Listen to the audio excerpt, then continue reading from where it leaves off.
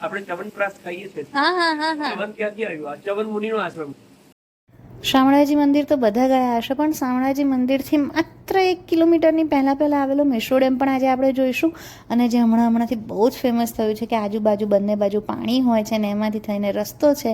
અને પછી જે ભુવનેશ્વર મહાદેવ આવે છે એ મહાદેવ પણ આપણે જોઈશું. તો સૌથી પહેલાં અમે લોકો પહોંચી ગયા છે શામળાજી મંદિર. અહીંયા શામળાજી મંદિરમાં અંદર વિડીયોગ્રાફી કરવાની મનાઈ છે, એટલે મેં અંદરના એકેય વિડીયો લીધા નથી. આ અમે દર્શન કરીને આવીને બહાર મંદિરના ઓટલે બેઠા છીએ. અને પછી મંદિરની આગળની સાઈડ ઘણા બધા ભગવાનના મંદિર છે, તો એ બધા ભગવાનના મંદિરમાં અમે જઈએ છીએ દર્શન કરવા માટે. દર કારતક મહિનાની પૂનમે અહીંયા મેળો ભરાય છે, જે કહેવાય છે ને કે શામળાજીનો મેળો. અને જો આ મેશ્વો ડેમ 1 કિલોમીટરની અંદર જ મેશ્વો ડેમ આવી જાય છે. તમે ત્યાંના લોકોને પૂછશો તો એ બતાવશે. પછી ત્યાંથી અમે જવા નીકળ્યા. આજે આજકાલ બહુ જ રીલ્સમાં ને એમાં ફેમસ થઈ છે એ જગ્યા કે આજુબાજુ બંને બાજુ પાણી હોય છે અને પછી ત્યાંથી ભવનાથ મહાદેવના દર્શન કરવા જવાય છે, જે એકચ્યુઅલી ભુવનેશ્વર મહાદેવ છે, બટ ભવનાથ મહાદેવના નામથી ફેમસ થયું છે. અને જે આજુબાજુ બંને બાજુ પાણી છે ને રસ્તો છે, તો એવો રસ્તો ફક્ત ને ફક્ત 1 થી 1.5 કિલોમીટર આવે છે, એનાથી વધારે આવતો નથી. અચ્છા, તમારું નસીબ હે અમદાવાદથી આયા તો. હા અમારો એટલે અમે એકચ્યુઅલી આવ્યા આમ બહારથી, પણ ખબર પડી કે ભાઈ આ રસ્તામાં જ આવે છે, તો મેં કીધું જતા જ જવાય ને. શામળાજીના દર્શન કર્યા. વર્ષથી ભરીએ છે, કદી મંદિર બંધ નથી કર્યું. ઓકે, શું ભરો છો?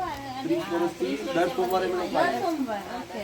અહીંયા આવીએ, ભજન કરીએ, જમવાનું લઈને આવીએ. અહીંયા જ લાગે છે. કારણ કે તમારી ભાષા, મારો ફ્રેન્ડ છે ને, એ અહીંનો જ છે, રતનપુરા કંપામાં રહે છે. આવું બોલે સામે છે. ડુંગર દેખાય ને, ત્યાં સ્કૂલ છે, ત્યાં મેડમ નોકરી કરતા. અરે વાહ. આ હરવલ્લીની ગિરિમાળા આ દેખાય છે. સામે દેખાય ને લાઈટો, હા હા હા. ત્યાં મેડમ નોકરી બહુ કરતા. ગામ ત્યાં તો ડેમ ભરેલો છે.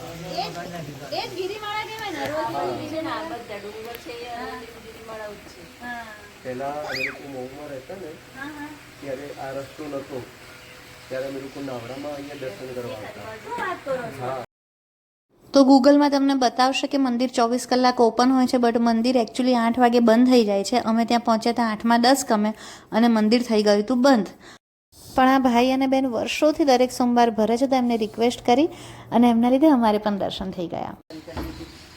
ભોલેનાથ મહાદેવ કી જય.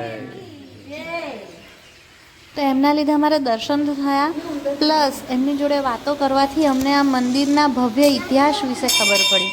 જો કોઈને પણ ચામડીનો રોગ હોય તો અહીંયા જે ભૃગુકુંડ છે ત્યાંથી માટી કે પાણી લઈ જાઓ અને તમે એનો લેપ કરો કે પાણી વડે નાહો તો એ ચામડીના રોગ મટી જાય છે. અને કંઈક સોમવાર કરવાનો હોય છે. એની વધારે ડિટેલ માહિતી હું પેમ્પલેટ સાથે આગળ અટેચ કરું છું. મંદિરમાંથી અમને જે પેમ્પલેટ આપ્યું તે પેમ્પલેટ પણ હું અટેચ કરું છું. એમાં ડિટેલમાં બધી જ માહિતી આપેલી છે, તો ખાસ કરીને વાંચજો. અને આ જે મંદિર છે એમાં સ્વયંભૂ મહાદેવ છે, તો એની જે કથા છે કે સ્વયંભૂ મહાદેવ કેવી રીતે મળ્યા, તો એ કથા પણ પેમ્પલેટમાં લખેલી છે, એ પણ હું આગળ અટેચ કરું છું, તમે ચોક્કસથી જોજો. તો આ અમારી જોડે જે દર્શન કરવા આવ્યા હતા એ બેન સરસ મજાનો દીવો લઈને આવ્યા હતા, તો અમે પણ ભગવાનની આરતી કરી. અને હવે 8 વાગી ગયા છે, તો અત્યારે ભગવાનના દર્શનનો સમય પૂરો થઈ ગયો છે, તો અમે આવી ગયા બહાર. 3 ભગવાન છે. ત્રંબકેશ્વર નાસિકમાં, ત્રંબકેશ્વર ને 3 ઈશ્વર, 3 મહાવિષ્ણુ, 3 નાસિકમાં દાદર જ્યોતિર્લિંગમાં એક આવે છે. અને આ દાદર જ્યોતિર્લિંગમાં નથી આવતું, પણ આ સ્વયં છે. અને આમાં હરિને હર બંને છે. શિવમાં હરિ હર બંને છે.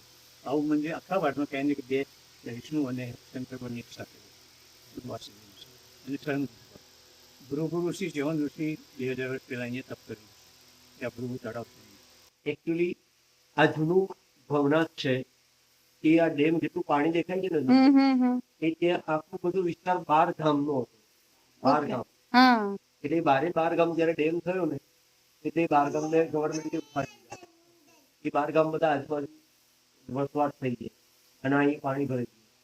મેઇન એન્ટ્રી ત્યાં હતી. આપણું હનુમાનજીનું મંદિર ત્યાં છે. અમે ત્યાંથી આવતા પહેલા. એ મેઇન ગેટ ત્યાં છે મંદિરનું. તમે આ બાજુ જાઓ છો ને, પણ હનુમાનજી ત્યાં છે, મેઇન ત્યાંથી આવતા. અને આ 12 ગામ થઈ ગયા પછી એવું થઈ ગયા પછી પાણી ભરી દીધું. મેળો અહીંયા ભરાય. મેળો અહીંયા હા, મેળો અહીંયા ભરાતો. આ જે ચવન એ તો અહીંયાની કિંમત નથી, બાકી આ ભૃગુ અને ચવન આપણે ચવનપ્રાશ ખાઈએ છીએ હા હા હા હા ચવન ક્યાંથી આવ્યું આ ચવન મુનિનો આશ્રમ ઓકે ત્યાં તમે જશો ને સામે હા હા તો ચવન મુનિનું મંદિર બનાવેલું અને આનું ઉલ્લેખ વેદ અને પુરાણોમાં છે.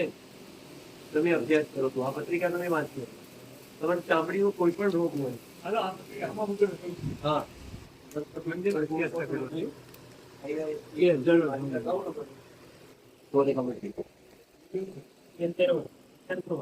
અત્યારે છે ને પણ હવે તમે રાત્રે મોડા આવી ત્યાં નહીં જવાય સાહેબ, બાકી નથી લેવા. અહીં જ વાંચી લીધું. 65 વર્ષ ત્યાં એમ માટે પણ પહેલી વખત ગયા વર્ષે ડબલ બસો પાણી જતું કારણ કે માછલી અત્યારે અત્યારે જ વાંચી લીધું. પાણી લઈ જવાનું. ખાલી પાણી લઈ જાઓ.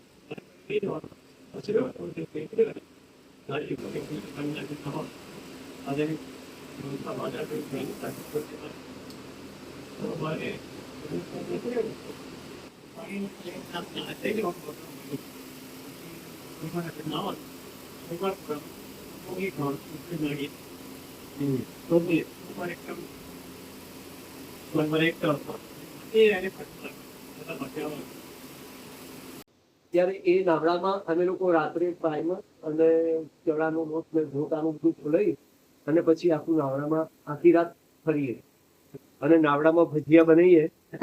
પૂનમની રાત હોય નાવડામાં સુઈ જવાનું આખી રાત અને પાછું સવારે નાવડું પાછું ત્યાં જઈને બાંધી દેવાનું. એટલે અહીંયા તો બહુ મજા